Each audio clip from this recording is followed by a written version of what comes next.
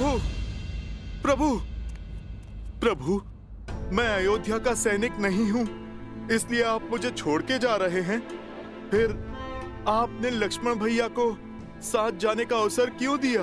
क्योंकि लक्ष्मण अयोध्या का राजपुत्र है हनुमान, और राज्य सेवक भी। उसका कर्तव्य उसे इस युद्ध के योग्य बनाता है। मेरे वानर वीर तो यहाँ अतिथि हैं। लक्ष्मण भैया राज सेवक हैं तो जा सकते हैं, और मैं तो स्वयं राजा राम का सेवक हूँ प्रभु, उसका क्या?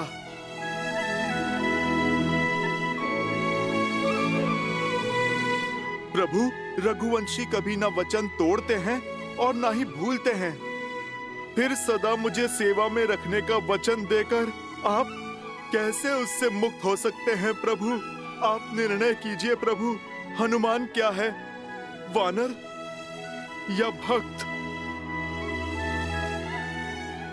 तुम मम प्रिय भरत ही सम भाई कह के गले लगाया आपने, और अब आप प्रभु अतिथि कहकर दूर कर रहे हैं। ठीक है प्रभु, आप तो राजा हैं, बड़े दायित्व हैं आप पर प्रभु मेरा तो एक ही दायित्व है, अपने प्रभु श्री राम की सेवा। नहीं प्रभु, मैं उससे विमुख नहीं हो सकता। प्रभु, मैं आपके बिना जी नहीं पाऊंगा, नहीं जी पाऊंगा आपके बिना प्रभु। प्रभु, प्रभु आप मान जाइए ना, प्रभु आप ले चलिए ना मुझे अपने साथ प्रभु। प्रभु आप मान जाइए प्रभु, ले चलिए ना मुझे अपने साथ प्रभु। हनुमान, उठो।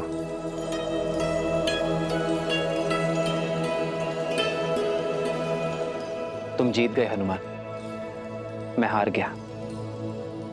चलो हमारे साथ, किंतु मेरी एक शर्त है। कैसी शर्त प्रभु? कि तुम शस्त्र नहीं उठाओगे।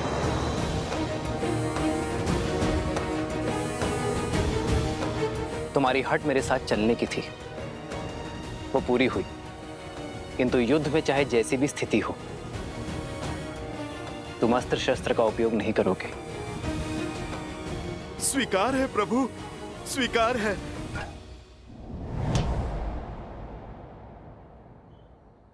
आओ हनुमान।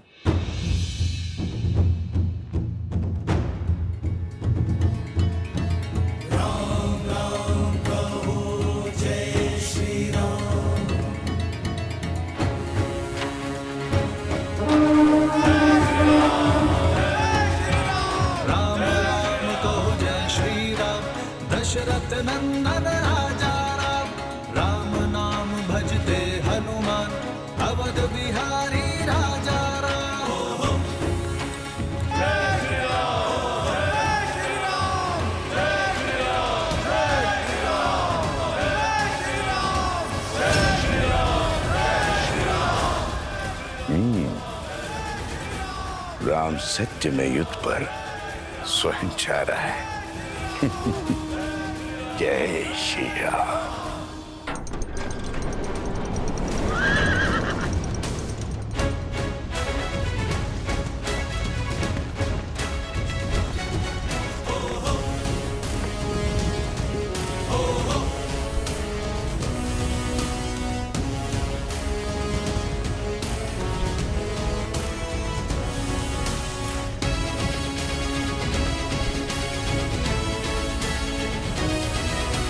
पहली टुकड़ी दाईं ओर से और दूसरी टुकड़ी सीधा प्रहार करेगी।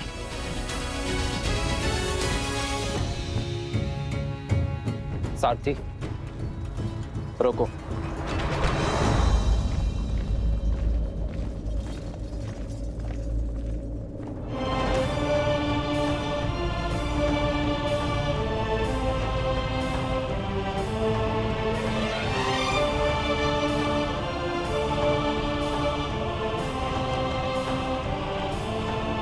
प्रणाम ऋषिवर। आपका अचानक दर्शन संकेत है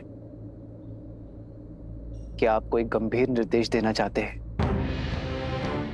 निर्देश देने नहीं, दुविधा का निराकरण लेने आया हो राम।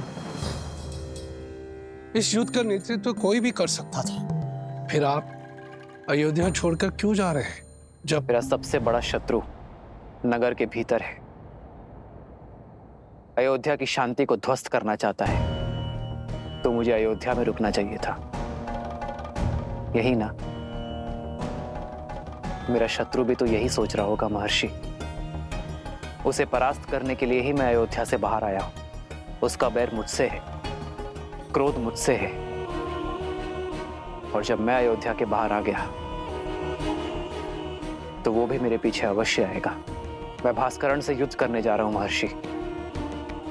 युद्ध में भले ही भास्करण से करने निकला हूं, किंतु भास्करण और संहार दमन केवल मेरे लिए माध्यम है। सहस्त्र रावण भास्कर्ण का भाई है महर्षि।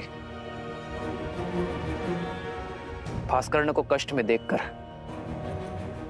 उसे भी कष्ट अवश्य होगा। उसका कष्ट सहस्त्र रावण को अवश्य खींच लाएगा। आपके शौर्य पर संदेह नहीं है श्री राम।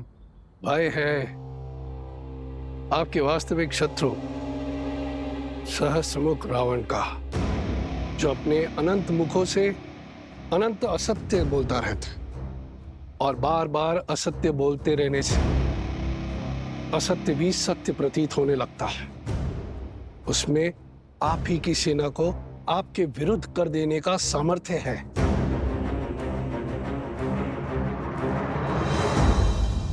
इसीलिए तो सहस्त्र रावण को अयोध्या से दूर खींच लाऊंगा मैं। उसे अकेले ही ललकारूंगा, ताकि वो मेरी अयोध्या में असत्य का विष नहीं घोल पाएगा। और इसमें आपके प्राणों का संकट है। अपनी प्रजा के हित के लिए राम को मृत्यु भी स्वीकार है।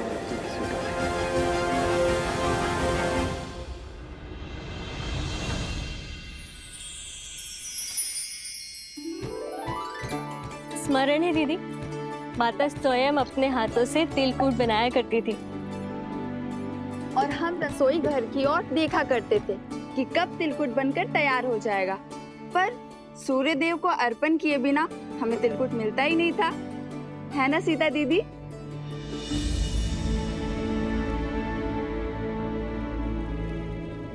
कहाँ खो गई दीदी?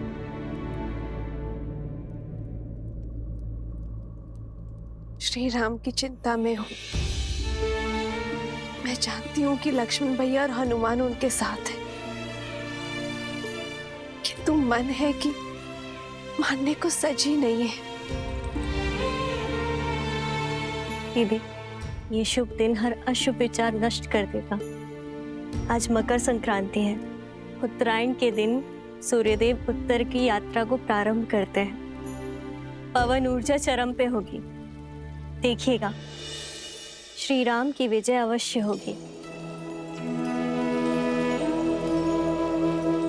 दीदी, चिंता छोड़ दीजिए और चलिए हम चलकर सूर्य देव से प्रार्थना करते हैं, सब शुभ होगा। आइए।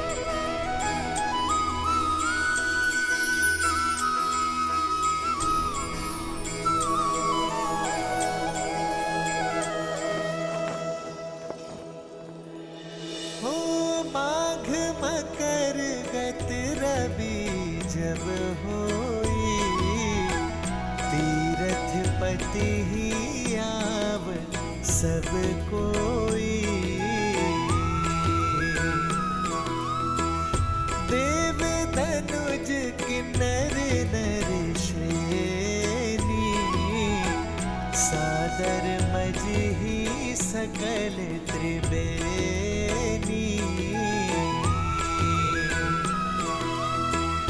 पूजहि माधव पद जल जाता, परसिहि अक्षय बटु हर्षहि गाता।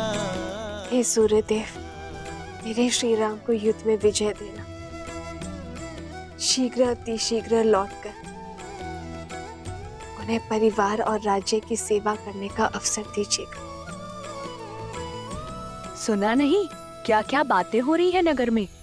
कैसी बातें? लोग आजकल कानाफूसी कर रहे हैं राजा राम और माता सीता के विषय में। हाँ, मेरे पति ने भी मुझे राजमहल की सेवा छोड़ने के लिए निर्देश दे दिया है। क्यों, ऐसा क्या हुआ?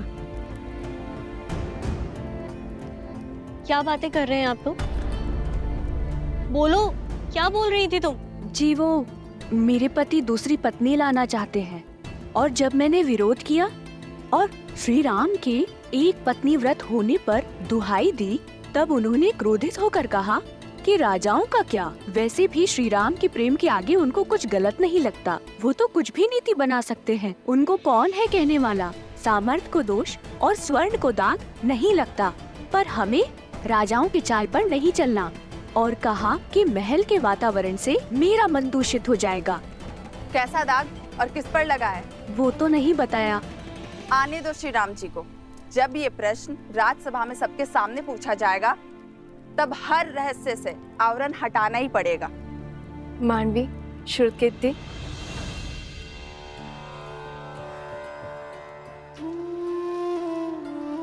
राजभवन में जाके माताओं को प्रसाद नहीं देना?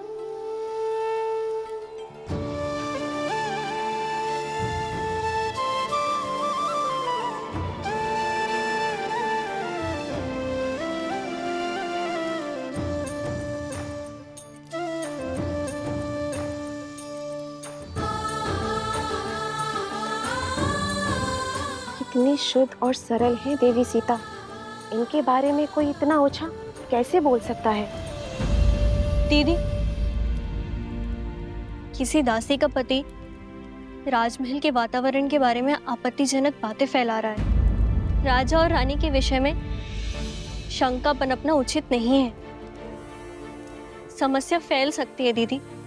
राम राज्य में अराजकता कभी नहीं आएगी मांडवी। श्री राम आते ही कोई ना कोई हल अवश्य निकाल देंगे।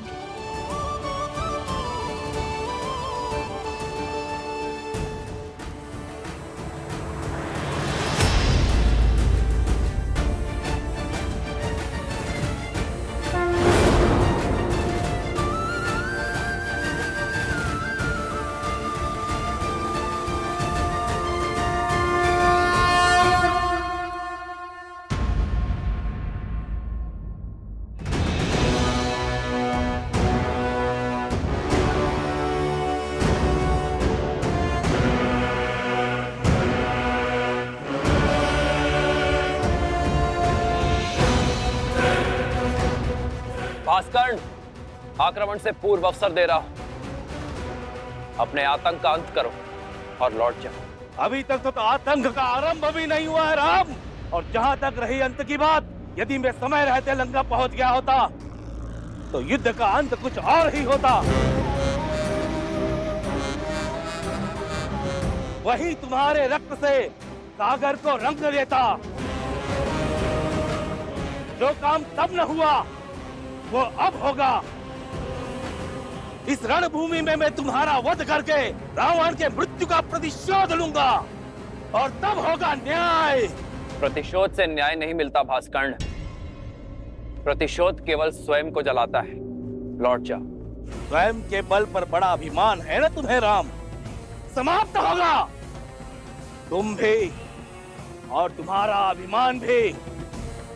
घातकरण का तेज और संघर्ष दमन का दमन तुम्हें सेना समेत ध्वस्त कर देंगे।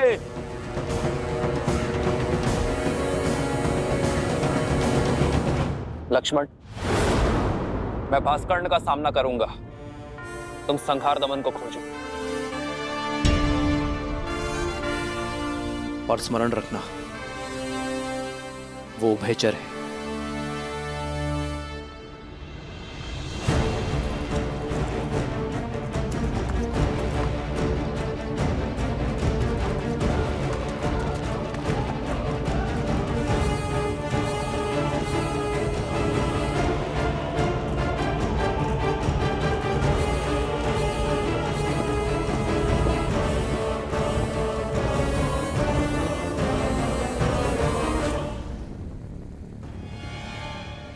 भास्करण का पुत्र संहार दमन, जिसमें सहस्त्रों बैलों का बल है, जिसके सानिध्य में आठों दिशाएं, सागर का बवंडर और चक्रवात है। साथ ही वो उभयचर भी है, जो जितनी सरलता से थल पर रह सकता है उतनी ही सहजता से जल में भी जी सकता है।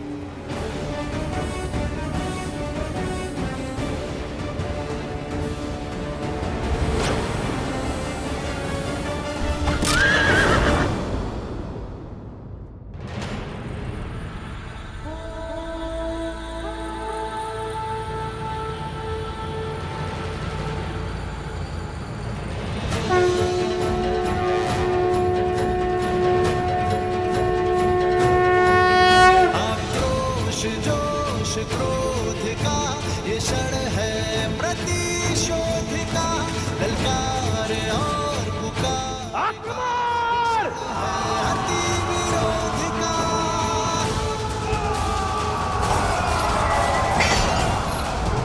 भास्कर्ण, श्री राम रण की सावधान।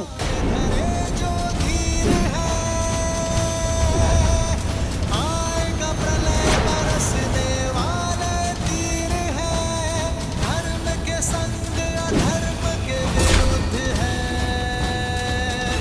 ये युद्ध है महायुद्ध है।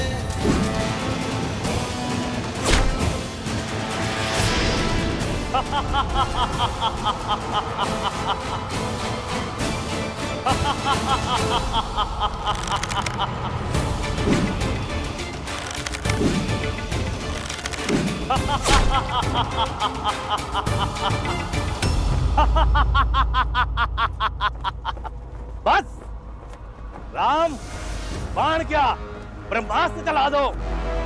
तुम्हारे ब्रह्मास्त्र मेरे तन को नहीं छेद पाएंगे।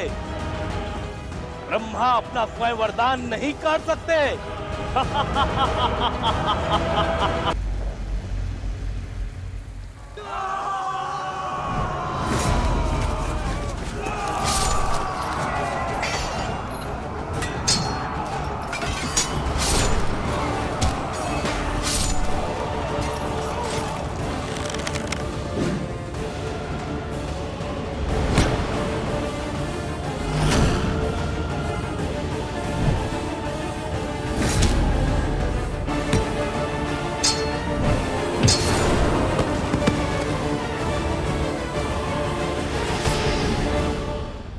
बताओ कहां है संज्ञान रमन?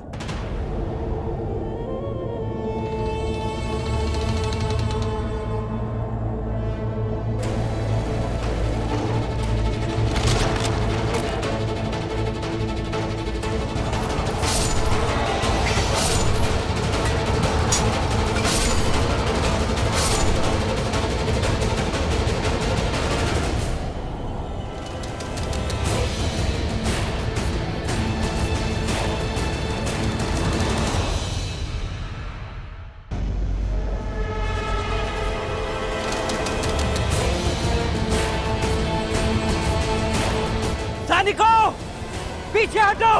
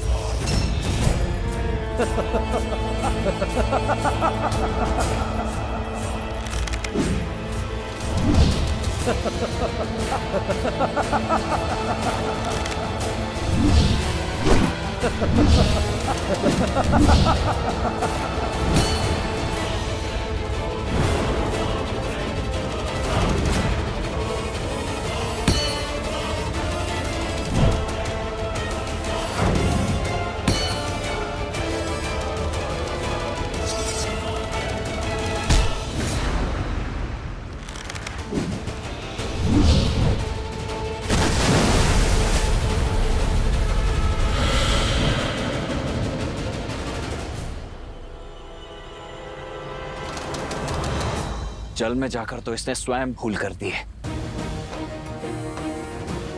ब्रह्मदेव के वरदान के अनुसार उसकी मृत्यु जल के भीतर ही हो सकती है, वो भी तब जब उसकी श्वास नली काट दी जाए।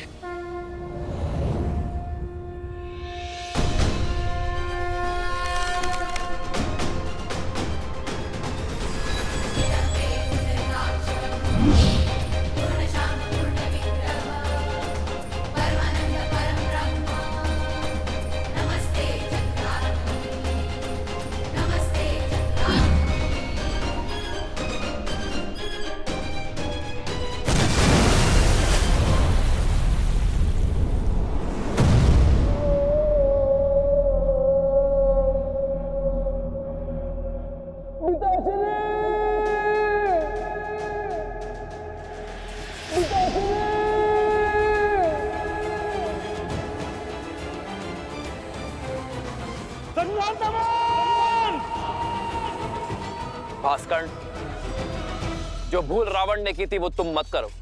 अपने पुत्र की मृत्यु से शिक्षा लो, अपना प्रतिशोध भूलो और लौट जाओ।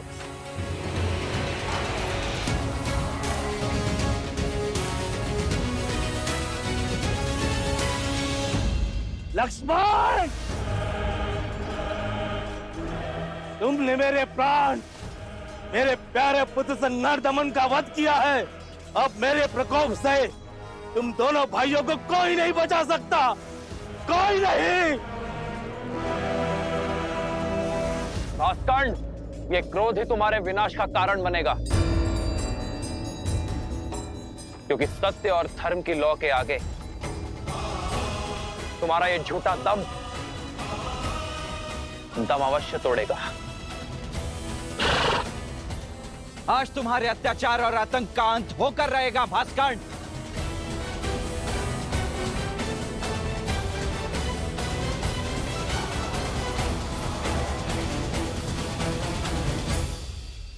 पवन पुत्र, तुम्हें अस्त्र नहीं उठाने हैं,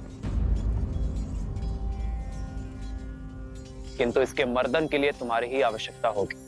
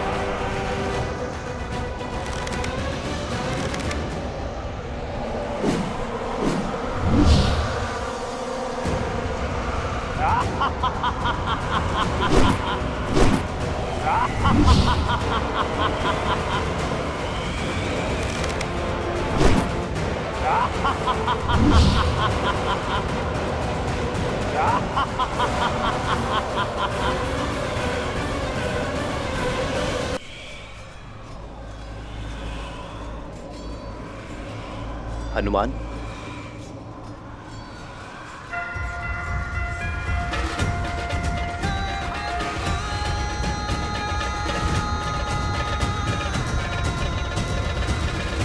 पिताश्री वायुदेव प्रकट हो।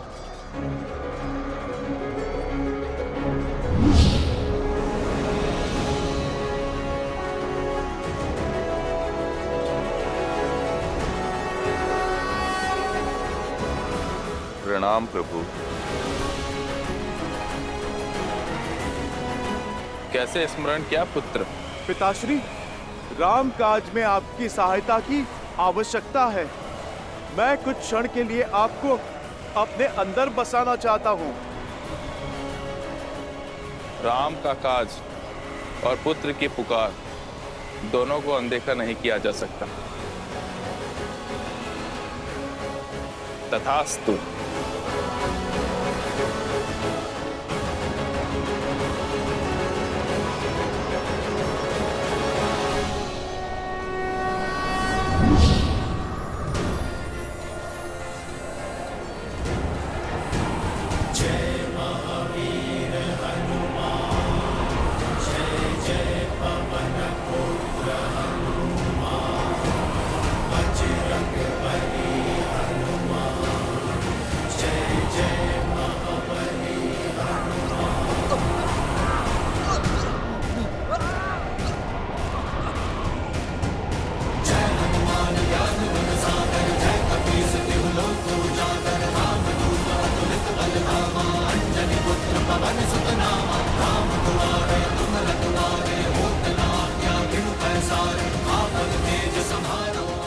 यदि हमने और देरी दिखाई तो कदाचित हम सभी का अंत हो जाएगा।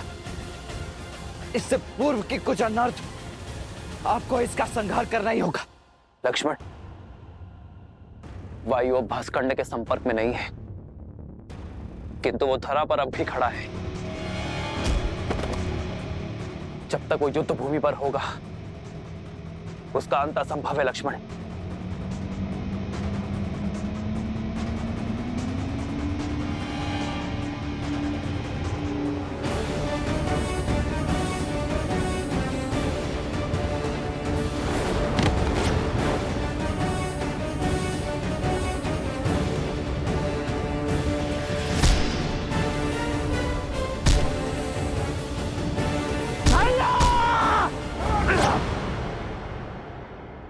प्रहार कीजिए।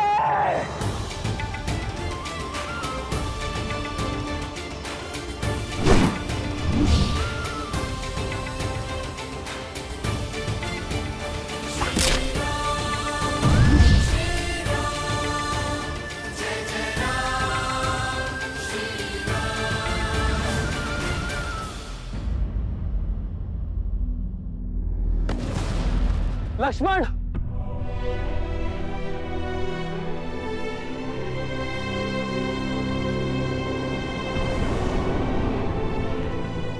लक्ष्मण, लक्ष्मण, लक्ष्मण, लक्ष्मण, लक्ष्मण, लक्ष्मण, लक्ष्मण, आज तुमने फिर मेरे प्राण बचा लिए। लक्ष्मण,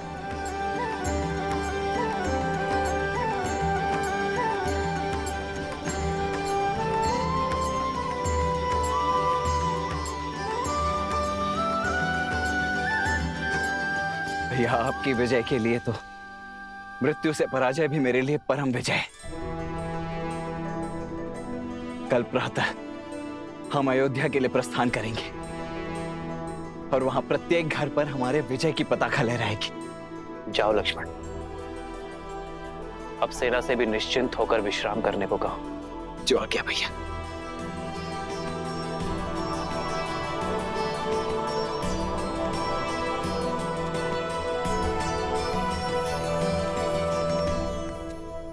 युद्ध अभी समाप्त नहीं हुआ है लक्ष्मण।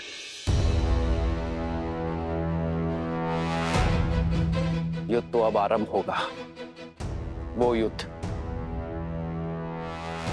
जिसे लड़ने के लिए मैं अयोध्या से इतनी दूर आया।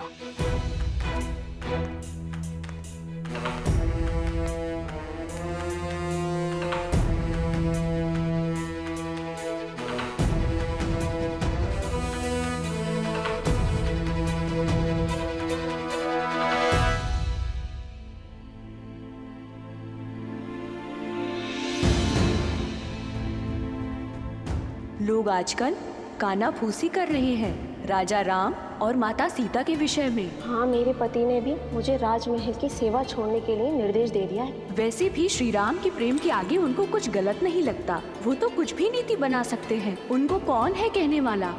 इनके बारे में कोई इतना ऊंचा कैसे बोल सकता है?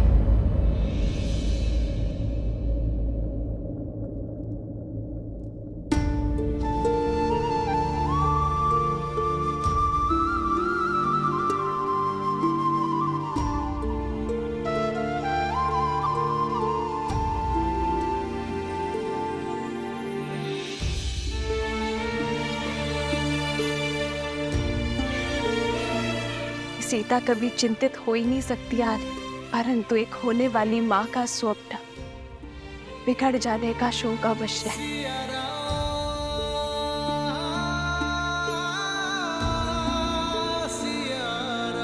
तुम्हारी व्याकुलता का आभास है मुझे सीते,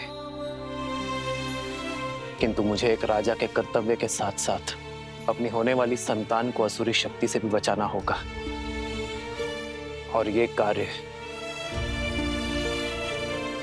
मुझे अकेले ही करना होगा। अपनी प्रजा के हित के लिए राम को मृत्यु भी स्वीकार है,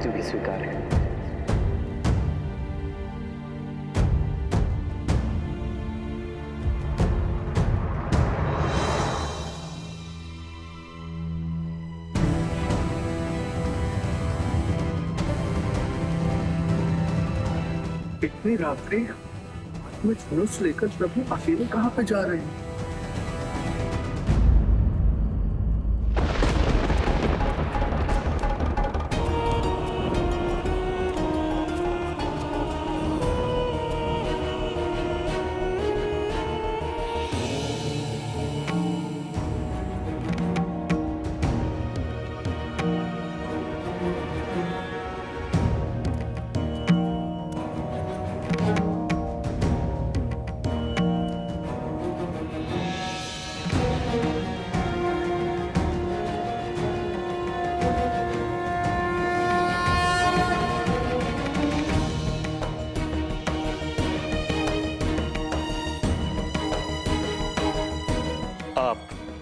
अवध की महारानी है देवी सीता।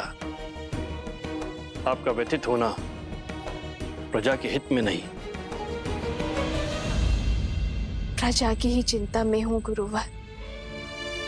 नागरिकों के विचारों में मलिनता आ रही है और मन में शंका का विष घुल गया है।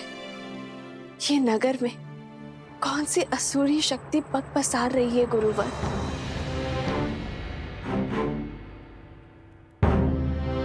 मनुष्य की प्रकृति ही अस्थिर होती है देवी। सफलताओं के बीच असफलता का भय, यात्रा के प्रारंभ होने में घर छूट जाने का भय, विवाह के समय स्वतंत्रता छिनने का भय, नए उत्तरदायित्वों का संकोच सदा रहता है। मन में सदा द्वंद्वों का भंवर चलता ही रहता है। ये उचित है कि संसार का आधार सत्य है, किंतु यहां असत्य भी उपस्थित रहता है।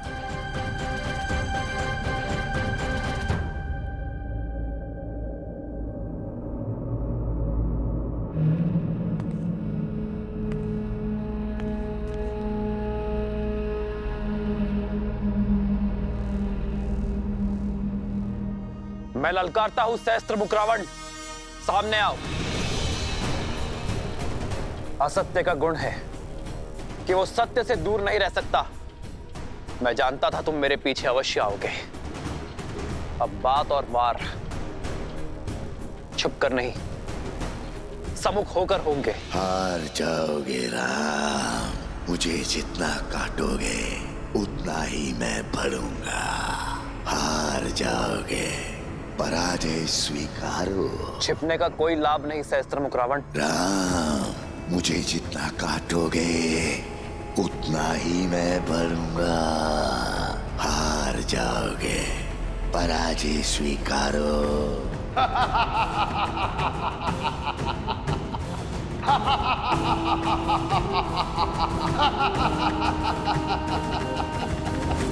क्या राम राज्य भी भय की छाया में श्वास लेगा? क्या यहाँ भी सत्य और असत्य इतना समीप हो जाएगा कि उचित अनुचित के मध्य की रेखा ही मिट जाएगी? क्या रघुकुल के राघव की विजय पर भी प्रश्न चिन्ह लगेंगे गुरुवर? राम सिंहासन पर अवश्य आरूढ़ हो गए हैं देवी, किंतु किसी भी अभूतपूर्व कार्य के सफल होने में समय लगता है। राम राज्य स्थापित होने में भी अभी समय है। धर्म और कर्म के अमृत से इस धरा को सींचना होगा। राम को अभी और संघर्ष करना होगा।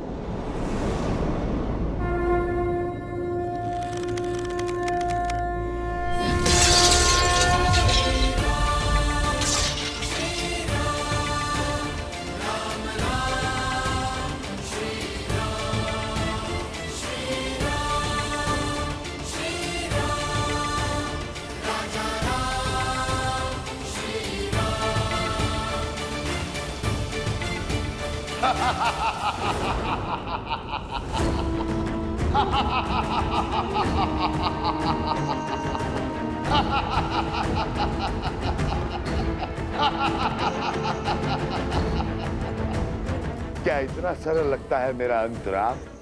कोई अस्त्र, कोई शस्त्र मेरी मृत्यु का मार्ग प्रशस्त नहीं कर सकता है, क्योंकि मैं शरीर नहीं, सोच हूं राम। सोच सोच को कौन सा अस्त्र मार सकता है?